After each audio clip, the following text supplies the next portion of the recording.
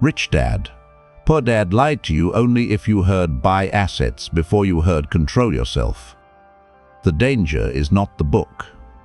The danger is the man who reads one idea about debt, assets, and cash flow, then uses it to excuse impatience, ego, and financial fantasy. He calls his job a trap, but cannot manage one paycheck. He wants leverage, but cannot control spending. He wants assets, but his attention is owned by distraction, status, and emotional buying. Machiavelli would have seen the weakness immediately. Power given to an undisciplined man does not make him powerful. It reveals who commands him. Debt magnifies judgment. Money magnifies impulse. Opportunity magnifies character. Do not worship poverty. Do not fear assets. Just learn the order. Before you own assets, become one. Then leverage becomes a weapon instead of a trap. And this is not philosophy. The Securities and Exchange Commission warns that borrowing to invest on margin can cause investors to lose more money than they originally put in, and firms may sell securities without notice to protect the loan. That is not a motivational warning. That is the law of leverage speaking in plain language. If your judgment is weak, debt does not rescue you. It gives your weakness more room to destroy you. Look at the men most people admire only after the empire is already visible. John D. Rockefeller did not begin with oil fields, boardrooms, and monopoly power. At 16, he worked as an assistant bookkeeper. The Rockefeller Archive Center records that he completed a 6-month business course in 3 months and became an assistant bookkeeper at Hewitt and Tuttle. PBS notes that Rockefeller kept a ledger and recorded expenditures large and small. That was the first proof. Not a mansion, not a loan, not a speech about becoming rich. A ledger. Before Rockefeller commanded an industry, he trained himself to see money clearly. He made the invisible visible. He forced every small movement of money to face judgment. Most men want the oil empire, but they laugh at the ledger. They want the asset, but they hate the discipline that makes ownership possible. Now look at Warren Buffett during the dot-com boom. In 1999, Berkshire Hathaway badly underperformed the S&P 500. CNBC's Berkshire Archive notes that Berkshire's per-share book value rose only 0.5%, while the S&P 500 gained 21.0%. That was public pressure. The crowd was getting rich. Technology stocks were exploding. Men who looked brilliant were often only standing near mania. Buffett did not chase what he did not understand. At the height of the internet bubble, Buffett and Charlie Munger publicly defended their decision not to buy hot technology stocks. His proof was not a glamorous trade. His proof was refusal. Sometimes the first sign of financial intelligence is not what you buy. It is what you can watch pass by without losing command of yourself. This is the part most men miss. They see the rich man's assets, but not his restraint. They see the building, not the bookkeeping. They see the investment, not the 1,000 opportunities rejected before it. They see status, but not self-command. Machiavelli wrote, "Men judge generally more by the eye than by the hand." Everyone sees what you appear to be, but few touch what you really are. That is why appearances trap weak men. They see another man holding assets and think the asset created the man. But often, the man was already forged before the asset arrived. So here is the question most men avoid. What if you are not being held back by the lack of assets? What if you are being held back because you are not yet the kind of man who can hold power without being possessed by it? Rich Dad. Poor Dad became famous because it challenged the old belief that a high income alone makes a man rich. It pushed readers toward financial education, assets, liabilities, and making money work for them. That lesson is useful. But when an impatient man touches useful knowledge, he often turns it into a costume. He learns the language of assets before he has the behavior of ownership. He talks about cash flow while leaking cash every week. He studies real estate while his own room, calendar, body, and bank account are disordered. He calls ordinary work a trap, but he cannot use ordinary work as a bridge. He wants passive income before he has active control. He wants money to obey him before he has proved that his own attention obeys him. Machiavelli wrote that a wise prince should always rely upon himself and not upon the will of others. That is not only political advice. That is financial advice. If your money decisions depend on mood, envy, excitement, approval, boredom, or fear, then you do not rely on yourself. You are ruled. And if you do not understand this, you will become the most dangerous kind of poor man. A poor man with rich man language. He will not say, "I am impatient." He will say, "I am taking calculated risks." He will not say, "I want to escape discomfort." He will say, "I am using leverage." He will not say, "I want to look successful." He will say, "I am investing in my image." This is how men destroy themselves quietly. They do not lose because they never heard of assets. They lose because they mistake desire for strategy. They see debt as a shortcut, not as a test. They see opportunity as permission to move fast, not as pressure to think clearly. Leverage does not forgive weakness. It multiplies it. A disciplined man borrows against a system. An emotional man borrows against a fantasy. One builds position. The other buys pressure he cannot survive. If you are the right viewer, stop false progress. You already know the difference between learning and hiding inside learning. The real problem is not that you lack information, but that your behavior has not yet become a system strong enough to carry power. On Patreon, I go deeper into private frameworks for discipline, proof, positioning, leverage, funnels, self-command, and the kind of execution that cannot be faked. It is not for men who want comfort, excuses, or another motivational escape. It is for men who are ready to turn private ambition into visible evidence. The decision is yours. Here is the colder truth. The first asset is not real estate. The first asset is self-command. Before a man owns property, he must own his impulses. Before he handles debt, he must handle boredom. Before he controls cash flow, he must control emotional flow. Can you watch an opportunity pass without chasing it? Can you see another man flex money online without feeling poor inside? Can you receive a paycheck without instantly assigning it to comfort, status, escape, or dopamine? Can you admit, "I do not understand this deal," without feeling weak? That is financial intelligence. Not the childish version where a man learns 3 words, assets, liabilities, and leverage, then suddenly believes he has outgrown ordinary work. The Dunedin longitudinal study followed 1,037 people and found that childhood self-control predicted adult outcomes connected to health, wealth, and public safety, including credit problems and poor saving habits. That should disturb you, because it means self-control is not motivational decoration. It is economic infrastructure. The unsupported man cannot afford to be casual with this. A man with family money can survive mistakes. A man with a powerful network can be rescued by introductions. A man with social capital can fall and be reabsorbed. But the unsupported man pays full price for every stupid decision. Nobody is coming to cushion the fall. Nobody is coming to explain your potential to the market.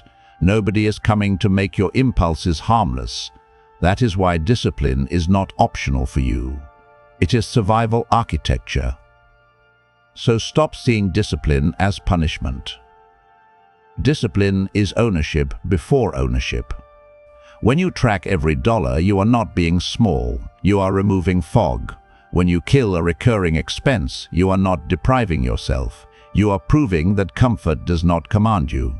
When you build emergency cash, you are not being fearful. You are buying the right to say no. When you learn a monetizable skill, you are not chasing money. You are becoming harder to ignore. When you create visible proof, you are not showing off. You are making your value legible to the market. This is where most men fail. They want the world to respect their potential. But the world does not pay for potential. It pays for evidence. It pays for value made visible. It pays for results that reduce someone else's pain, increase someone else's profit, save someone else's time, or solve a problem better than the next man. That is why the poor man buys relief. He buys food when he is anxious. He buys clothes when he feels low status. He buys gadgets when he feels behind. He buys courses when he wants the feeling of progress without the pressure of execution. He says, "I deserve this." But beneath it he means, "I am tired of feeling powerless." The rich man buys position. He buys tools. He buys knowledge he will use. He buys knowledge he will use. He buys access. He buys time. He buys systems. He buys assets only after he has built the character to keep them. Machiavelli said it is far safer to be feared than loved when one cannot be both. Do not twist this into cruelty. For the unsupported man, it means something sharper. It is safer to be respected by your own standards than loved by your own weaknesses. Your weakness loves comfort. Your future respects proof. Choose who gets to rule. But now the harder question appears. How does a man actually become the asset first? Not as a slogan, as a sequence. Here is the order. Law 1. Track before you trust yourself. Track every dollar for 30 days. Not because budgeting is attractive, not because spreadsheets make you powerful. Track because denial is expensive, and most men do not have a money problem first. They have a visibility problem. They do not know where their money goes, so they invent stories. My salary is too low. Maybe. But also maybe your impulses have built a silent tax system around your life. Subscriptions, delivery food, status spending, random upgrades, emotional purchases, small leaks that prove something important. If money disappears when it is small, it will disappear when it is large. The man who refuses to look at small expenses is not above budgeting. He is afraid of evidence. He does not want numbers. He wants a story that protects his ego. But power begins when the story dies. For 30 days, write it down. Every purchase, every subscription, every hidden leak, every comfort bought because you were tired, bored, anxious, or ashamed. Do not judge it at first. Expose it, because what remains unseen cannot be commanded. Law 2. Kill one comfort that owns you. Do not try to become a monk overnight. That is ego wearing a disciplined mask. Weak men love dramatic transformations because dramatic transformations let them feel powerful for a few days. Then the old appetite returns and they quietly surrender. Choose one recurring weakness and kill it. One app, one subscription, one weekly waste, one habit that drains money and attention. The goal is not the saved amount. The goal is command. You are proving to yourself that appetite does not have final authority. Most men never become poor from one purchase. They become poor because their identity is rented by 1,000 small impulses. One coffee because they are tired. One delivery order because the day was hard. One upgrade because they feel behind. One course because buying information feels easier than executing one painful action. This is how relief becomes a tax. And the dangerous part is that relief always sounds reasonable. I worked hard today. I deserve this. It is only a small amount. I need this to stay motivated. No, What you need is evidence that your weakness does not negotiate for you. Start with one comfort that has become too familiar. Remove it for 30 days. Let the irritation rise.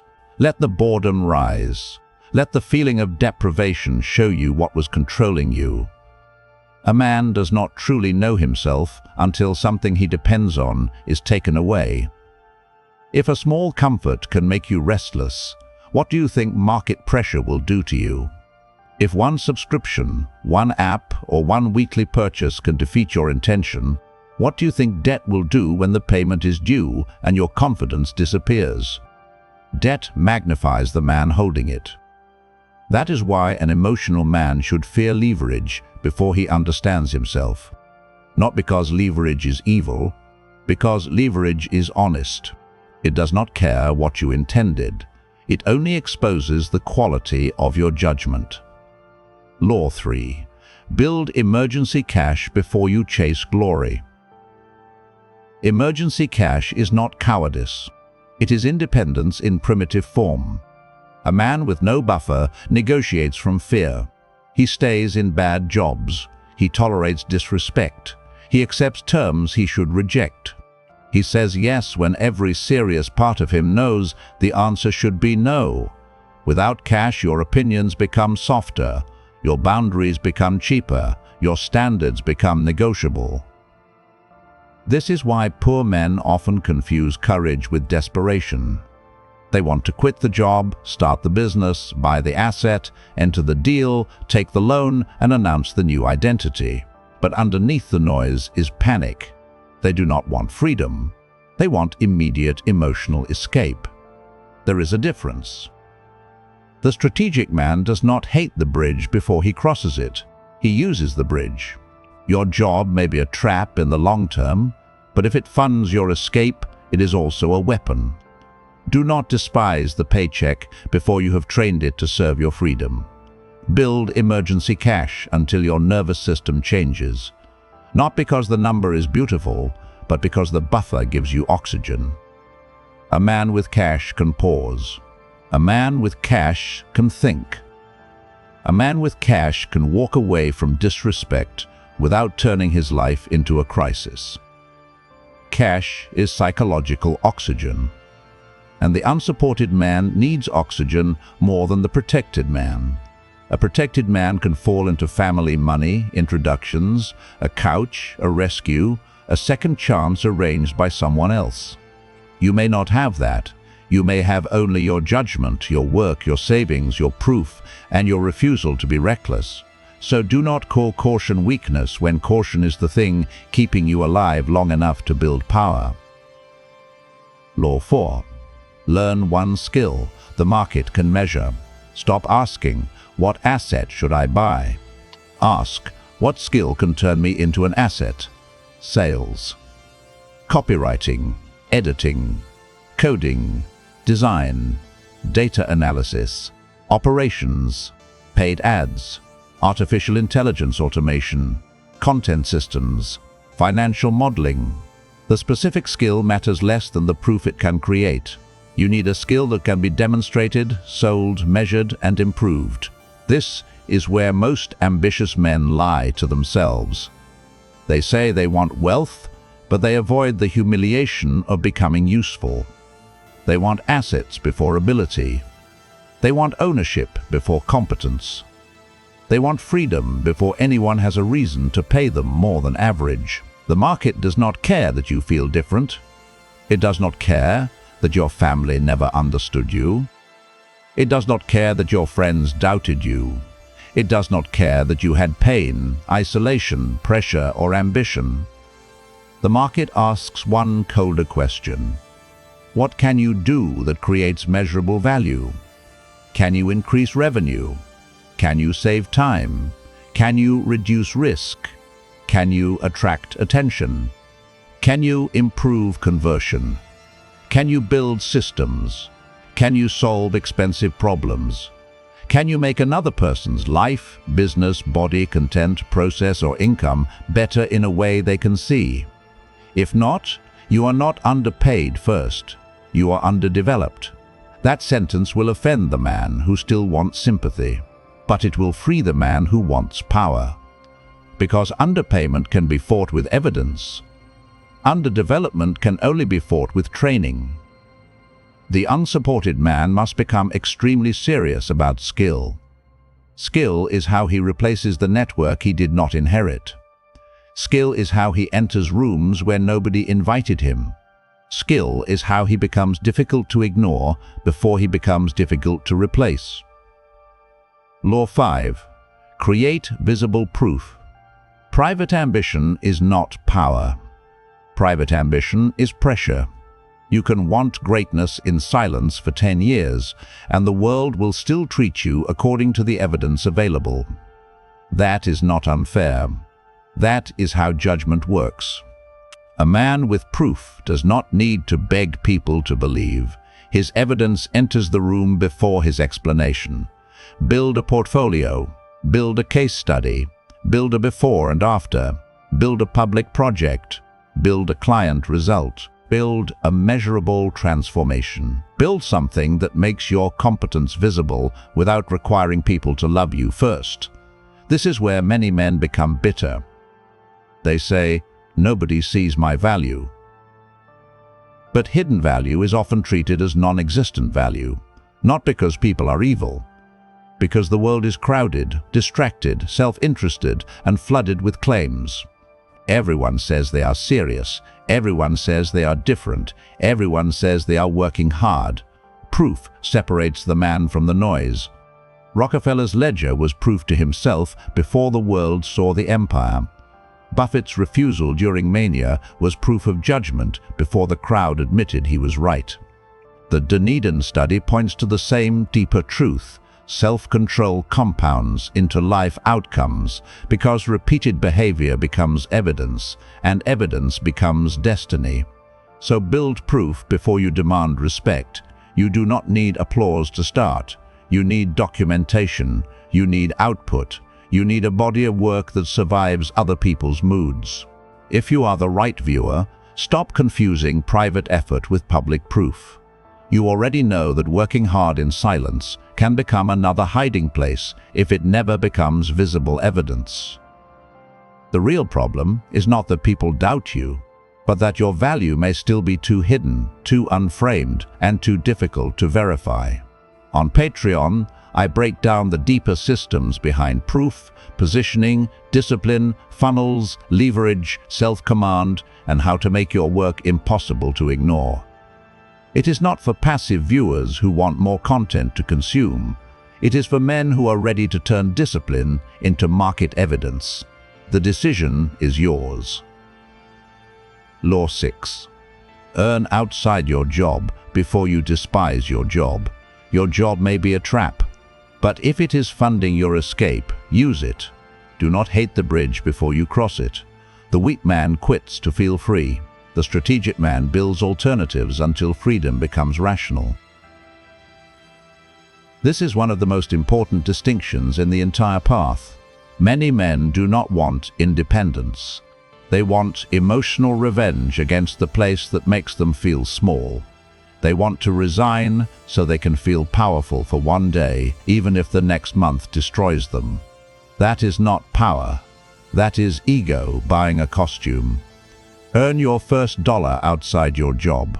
Not passive income, not fantasy income, not fantasy income, not imaginary future wealth.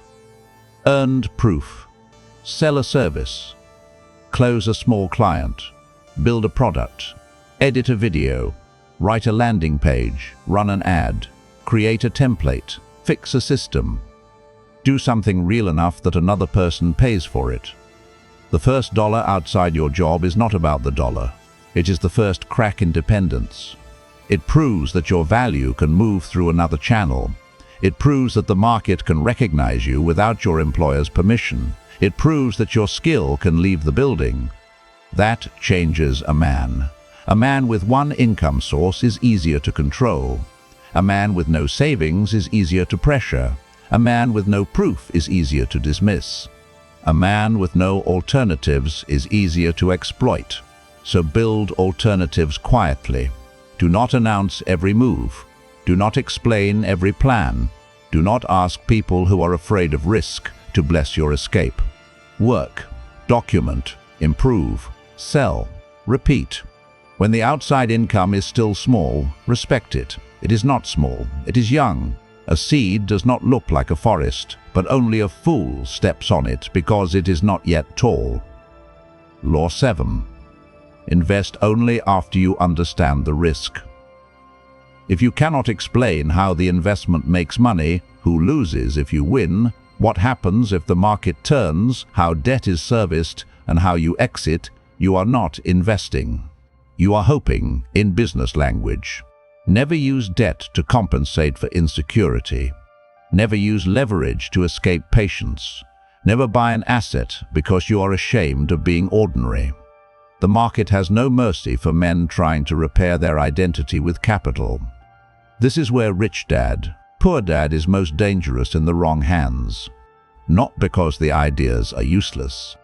Because an impatient man hears the word asset and immediately imagines himself above the discipline of ordinary life.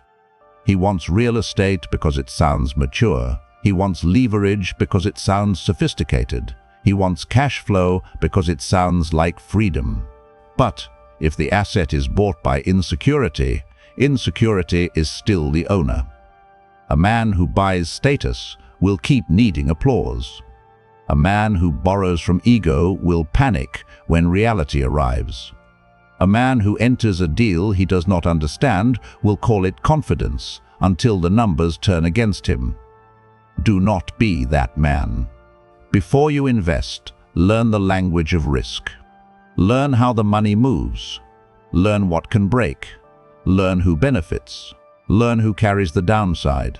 Learn how much pressure you can survive without making emotional decisions. Because more money does not change a man, it reveals him. If he is impulsive with $500, he becomes dangerous with $50,000. If he is chaotic with one paycheck, he becomes reckless with credit. If he needs admiration when broke, he will buy applause when paid.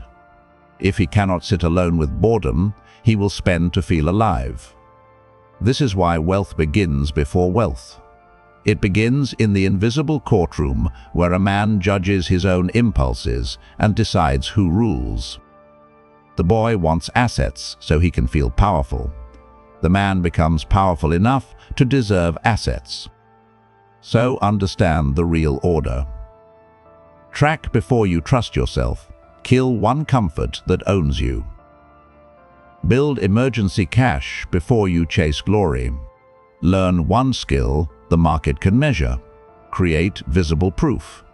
Earn outside your job before you despise your job. Invest only after you understand the risk.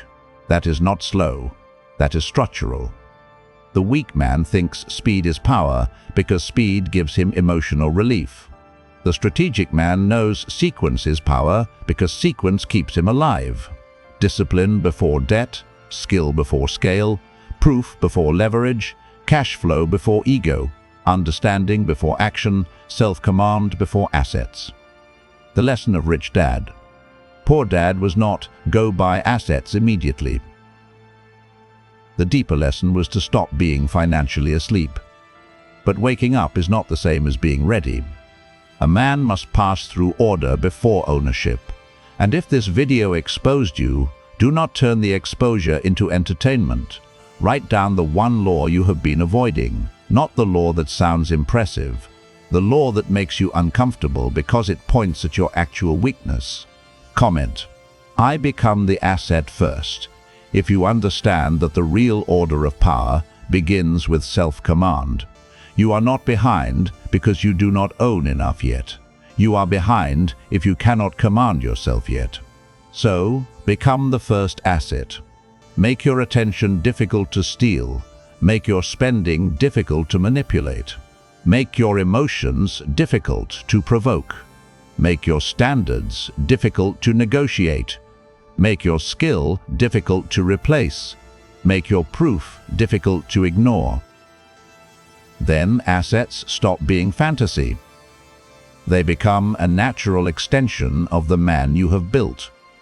But understand the next law. Discipline alone is not enough if your value remains invisible. A man can become skilled, controlled, and useful, then still stay poor because his proof is hidden, poorly positioned, or trapped inside rooms where nobody powerful can see it. That is the next problem. Hidden value is treated as non-existent value. Build the discipline, build the skill, build the proof. Then learn how to position that proof until ignoring you becomes expensive. Before you own assets, become one. Build anyway.